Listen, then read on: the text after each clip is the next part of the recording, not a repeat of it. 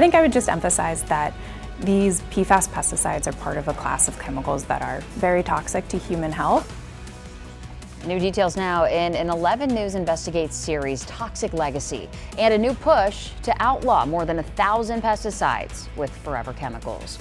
A hearing on the issue this week drew advocates concerned about health effects and opponents who are calling the idea misguided. 11 News investigative reporter Tolly Taylor joins us now live in the newsroom. And Tolly, this was the first hearing for this particular bill.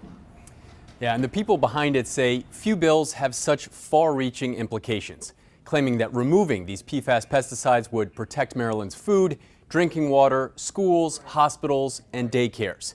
But opponents point to federal guidelines which deem these pesticides safe and say passing this bill would harm Marylanders and the state's economy.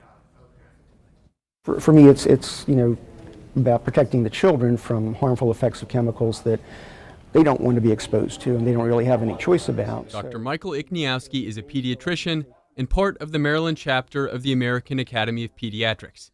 He appeared Wednesday along with a group of other advocates urging a Maryland House committee to pass a bill that would ban more than 1,000 pesticides that contain PFAS as an active ingredient. These pesticides are used on Maryland crops, but are also sprayed in schools, hospitals, and daycares for pest control. And that children in particular are more susceptible to toxic effects of different chemicals. Stephen Kershevsky farms grains, corn, and soybeans on his organic farm in Queen Anne's County. We have the tools to do without PFAS chemicals. That's what this hearing is about. Toxicologist Alexis Temkin works at the Environmental Working Group. We looked at an analysis of USDA data that really showed about 39 different commodities had detections of 33 of these different PFAS. And items like kale, sweet bell peppers, mustard greens, some of these had more than 5 different PFAS pesticides detected on them. Together, they made up nearly a dozen people who spoke in support of the bill. But the opponents showed up too, like this representative of the Maryland State Pest Control Association.